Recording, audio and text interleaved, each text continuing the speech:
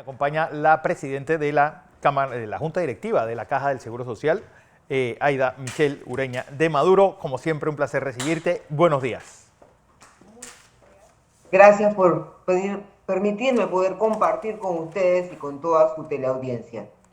Aida Michelle, bueno, ayer la Cámara opina, pues envió este contundente, ese grito dado por los empresarios.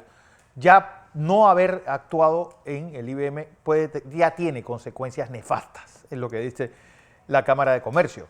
La semana pasada los sindicatos salieron diciendo que existe ya una especie de preacuerdo para aumentar ciertas medidas paramétricas, entre ellas la edad de jubilación a 65 años.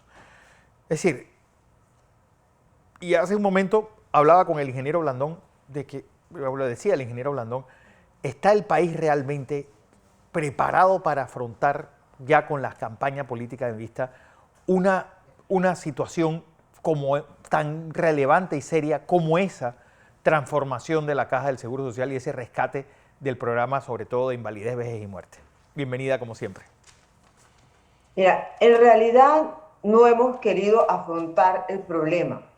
Lo establecido por la Cámara el día de ayer lo hemos venido mencionando desde ya hace ya mucho tiempo, porque no se le ha dado la importancia que tiene este tema. Este tema no se puede seguir echando hacia adelante y no tomar alguna decisión. Y eso es lo que aparentemente ha estado intentando desde este periodo de gobierno, igual que periodos anteriores, de simplemente patear la pelota y no tomar ninguna decisión porque es una decisión difícil para el país.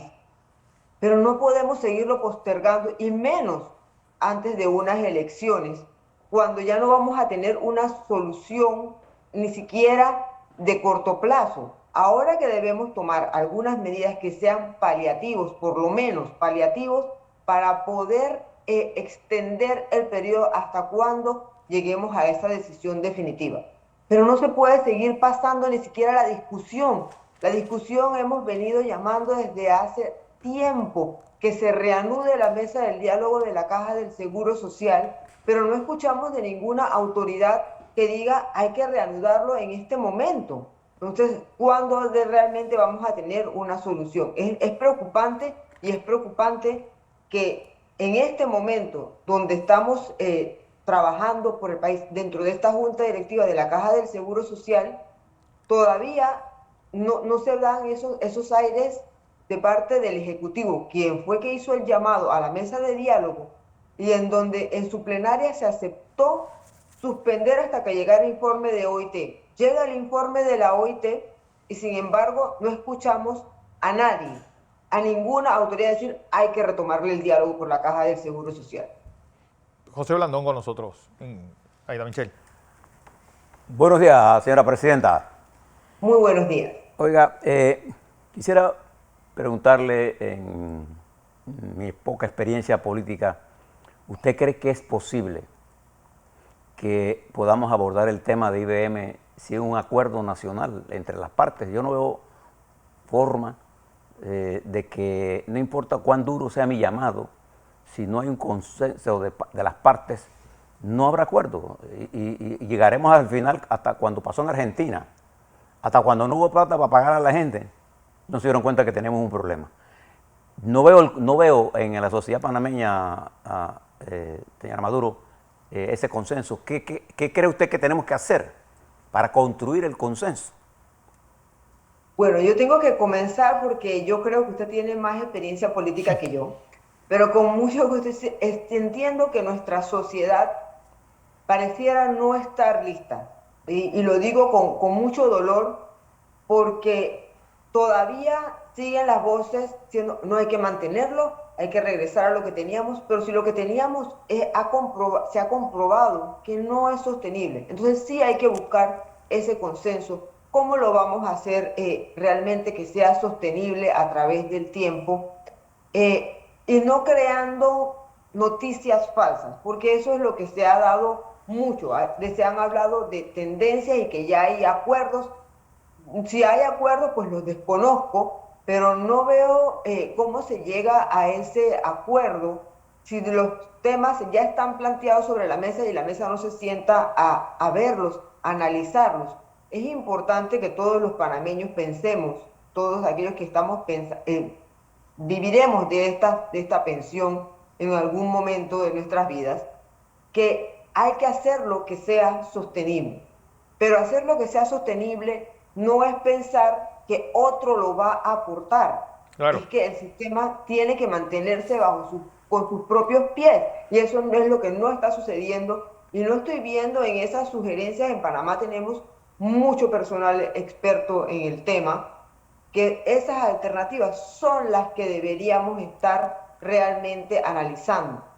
Pero no estamos haciendo eso, sino que nos hemos ido detrás de repetir principios que no tienen un fundamento técnico, Sí. y simplemente estamos como atrincherados cada uno de su lado. Así no vamos a llegar a un acuerdo. Pero fíjese, señor Maduro, usted recordará la situación en Nicaragua.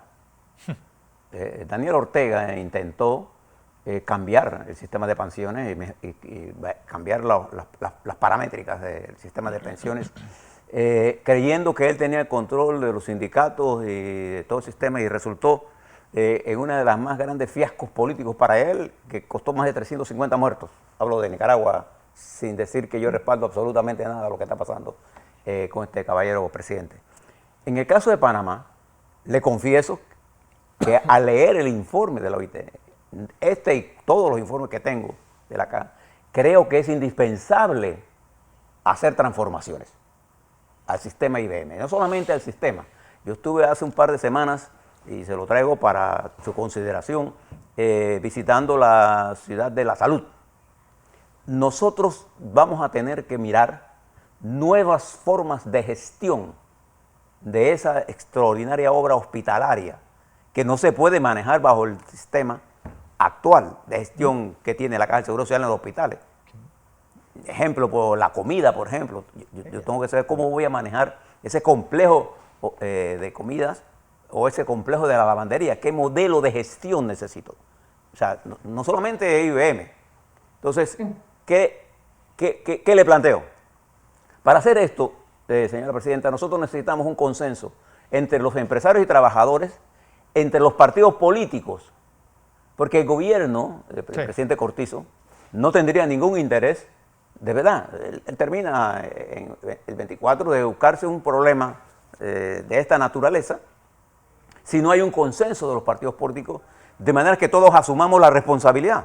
Todos, empresarios, trabajadores, tenemos que asumir la responsabilidad, de manera que para mí el mejor tiempo es hacerlo ahora, antes de las elecciones. Pero para eso necesitamos construir un consenso. Bueno, yo creo que tiene toda la razón. O sea, realmente sí lo que tengo para aportar es que en este mismo espacio hemos estado, desde que iniciamos en esta junta directiva, hemos estado diciendo las medidas que hay que tomar, y sí la institución requiere una reestructuración de sus procesos, de cómo vamos a hacer cómo se va a manejar. Lo que se tiene ahora mismo en la ciudad de la salud es tecnología de punta. Claro. Realmente es un desarrollo muy importante para el país, y que puede prestar esa atención médica que se requiere en este momento. Pero ahora hay que mantenerlo, y hay que tener el personal capacitado. En ese sentido, sí hay un acuerdo de cooperación con una universidad para que se dé toda la formación para el uso de estas tecnologías.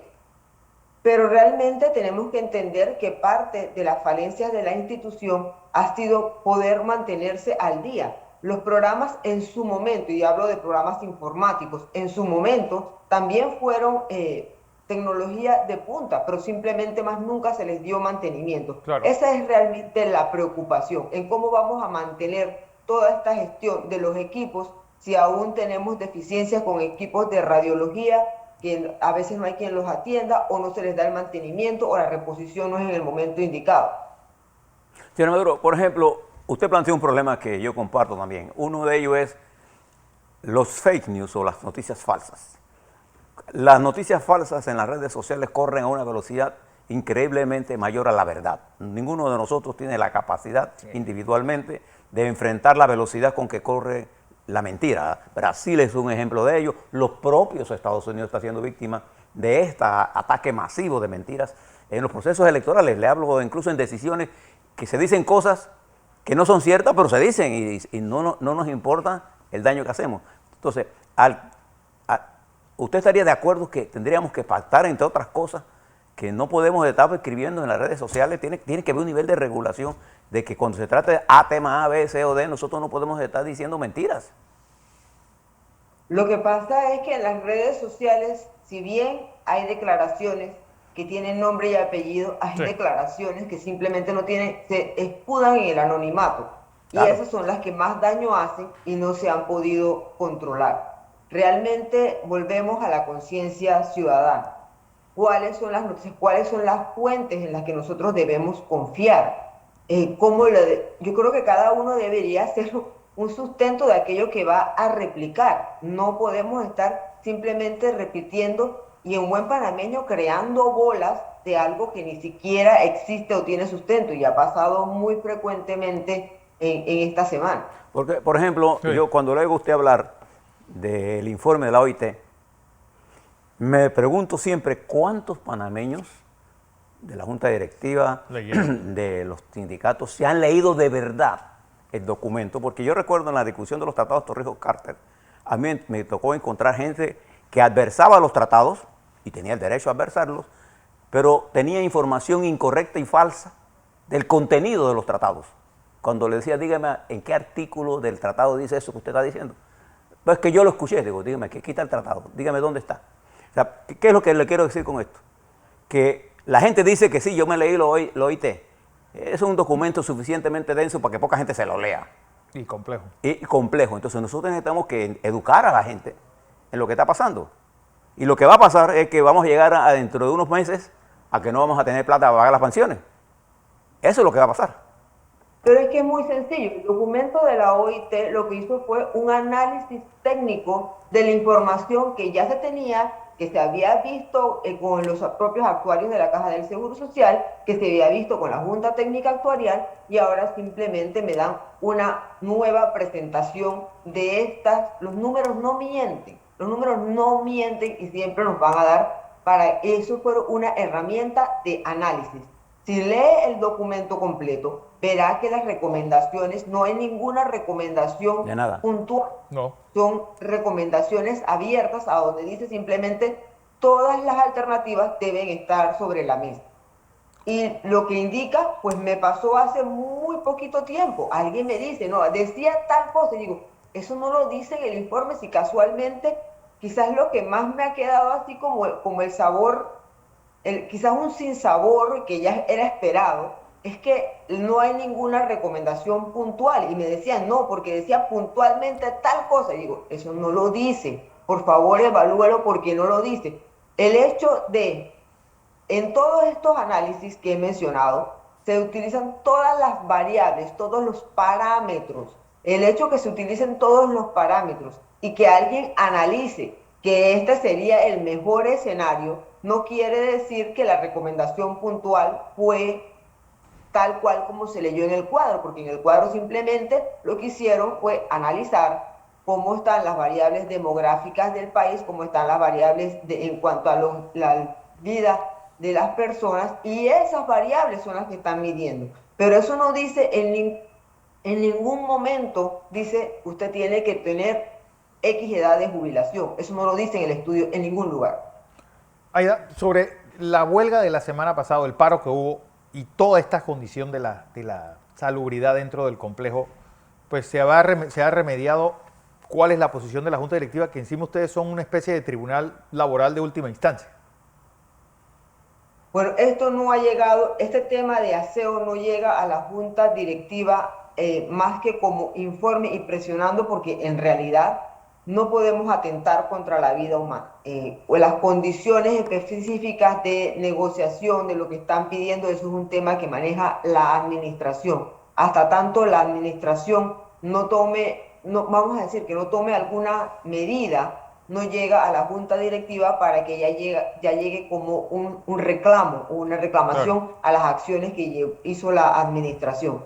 Sin duda, la junta directiva sí tiene una posición porque no es una medida que sea aceptable, una huelga del personal de aseo, Sí. así sea que se le deba o no se le deba algo, porque están atentando. No pueden utilizar como un eslogan, decir, ah, no, es que nosotros estamos trabajando por los asegurados. No, señores, eso ya significa intereses individuales cuando pone en riesgo la vida de tantos pacientes.